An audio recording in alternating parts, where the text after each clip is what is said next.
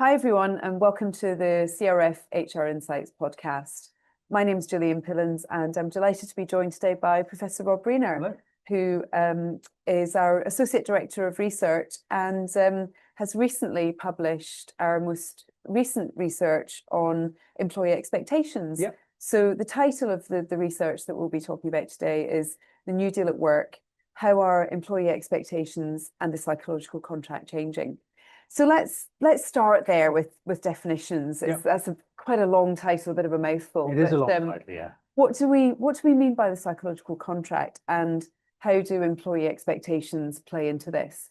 Okay, the psychological contract is a kind of concept that's been around since actually the 1960s, and it's the idea that there's an implicit understanding between employer and employee about what the deal is, and it's unspoken.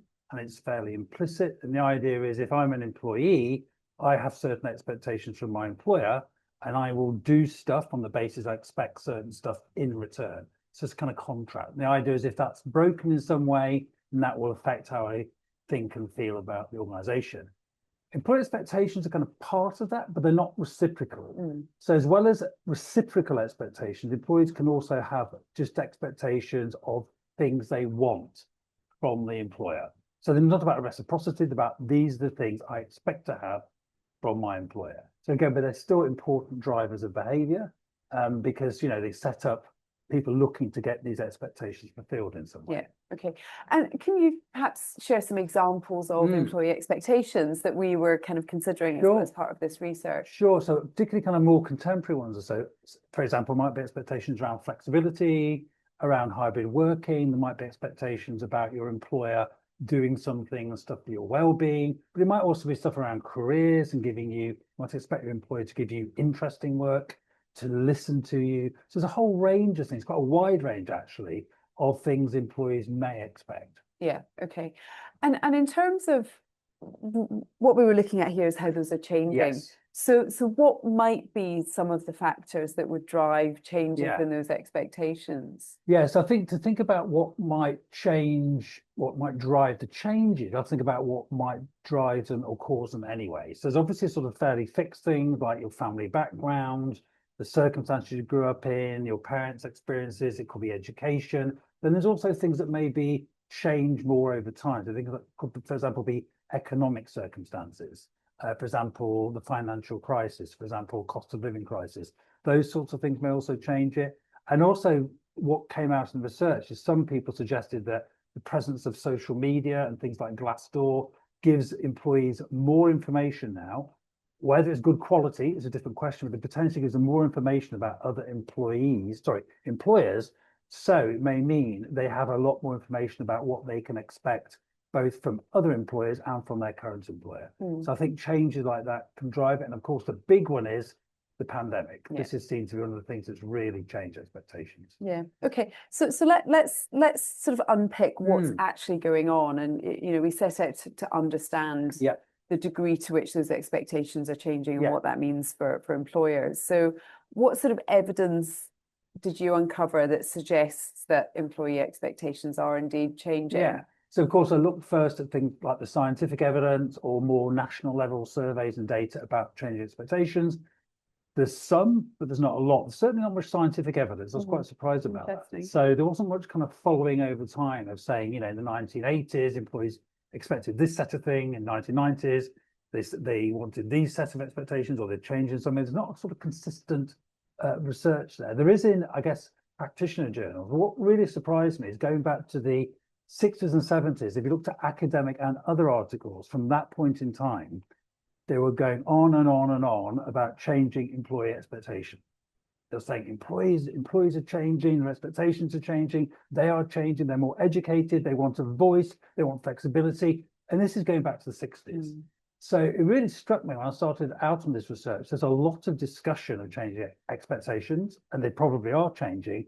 What there also is a long-term, I guess, history of people always thinking expectations are changing. I'm sure some are, but also I think some are probably not so much. And again, some of the research we uncovered looked at a lot of kind of continuity, not necessarily in expectations, but in things like employee satisfaction or job satisfaction. So there's some sort of stabilities there, but there are also some things that are changing. So I think we need to be a bit careful. We may have a sort of bias towards seeing changes that may or may not be there. So we need to check it out. Okay.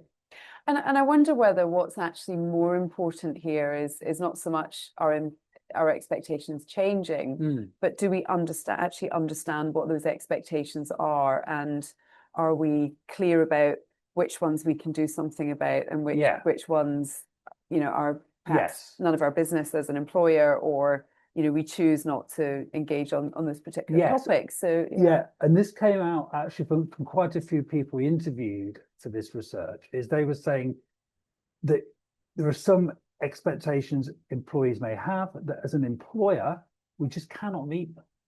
And they were suggesting the key thing you need to do is to try and be clear about that. These, as you said, these are things we can do something, we can meet, but we can't do this.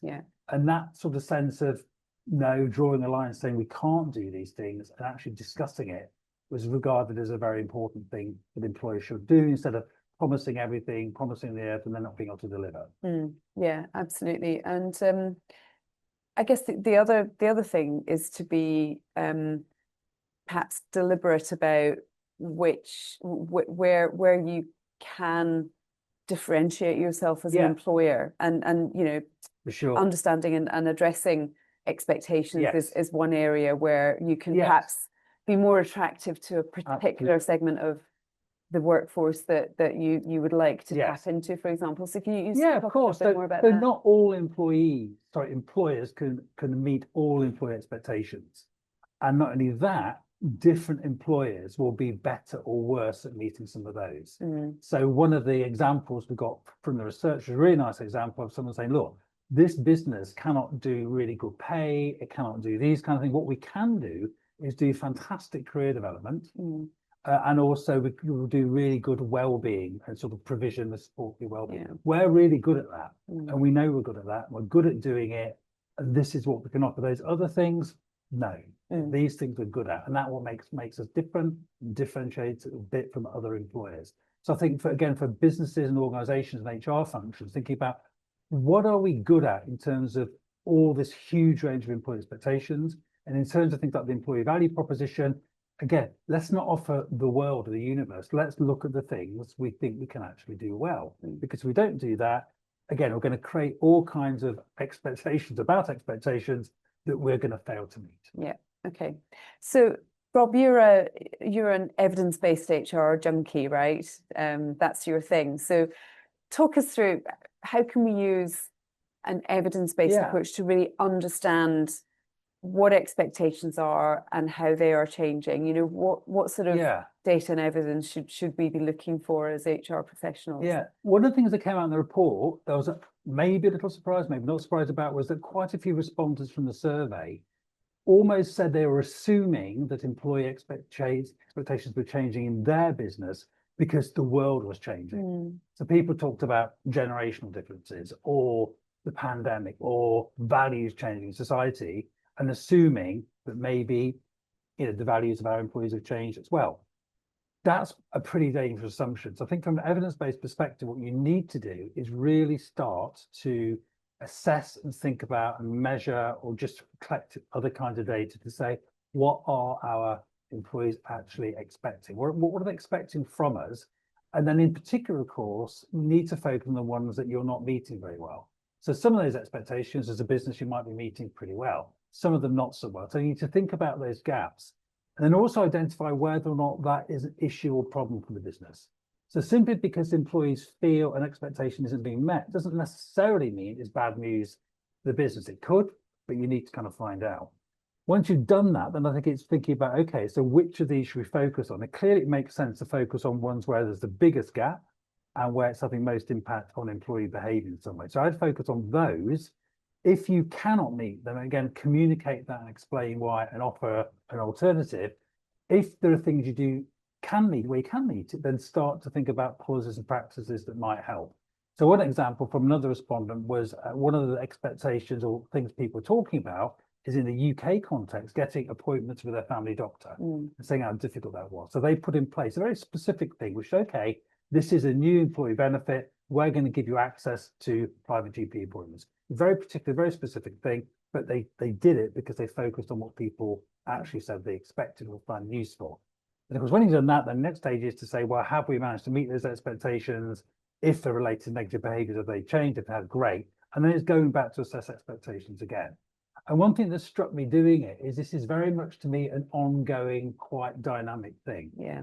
So I think expectations do shift. They shift for individuals, they shift between different groups, which we haven't talked about yet, but they shift in different ways for different people, or static in different ways for different people. So you have to see it as a dynamic and something you're actively managing and keeping working on. Because in a way, it's like a relationship, and you have to kind of keep working on it to keep it alive in a way. Exactly.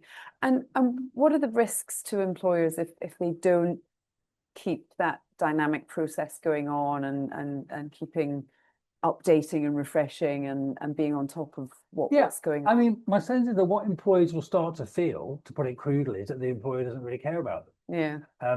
You know, saying to employees, look, you all want this thing. I'm really sorry we can't do it. This is why, and this is what we can do instead. At least in that circumstances, you feel listened to. You feel as though people are paying you attention and are trying to accommodate your expectations in some way. I think if you just ignore this stuff, I think people just feel a bit disconnected, a bit detached, and will probably start looking at, well, I've got these expectations, they are not responding, so I'm going to go and look elsewhere to see who might better fulfill the expectations I have of my employer. Okay, yeah. And so just to kind of sum up, Rob, what would be your top tips for HR professionals kind of thinking about this space? You know, what practical actions could they be taking? I think the first thing is, don't assume expectations are changing. Check it out, because they may be, they may not be, they may be not in the ways you think they are. The second thing, again, this came up a lot, is do not assume, because it probably is not the case, that employee expectations are changing or similar across the whole workforce. So, for example, I mentioned the pandemic is having a major influence on employee expectations of flexible working, hybrid working. Well, you know, as we all know, I think about 70% of the UK population didn't work in a hybrid way or weren't, you know, working from home during when in lockdown. So it's only a small proportion. So there's a danger sometimes if we think what we're going through or what some people are going through is what everybody's going through. So maybe very, very big differences between them. So don't assume, treat the workforce as a single entity. And I think finally, just keep the sort of dialogue open. Remember, this is a constant ongoing thing, and things you sort of promise or want to offer, it's really important to keep going back and checking, are you delivering? Have employee expectations changed? And what can you do to get that fit as sort of close as you can? Yeah, great stuff. And it's also worth pointing out that in the research, you put together a framework that employers can work through to help them identify those expectations and think about what their response could be. So it's well worth tapping into that it will help you think through what the best way to approach that is. So and on that point, you can actually download the report at our website at www.crforum.co.uk.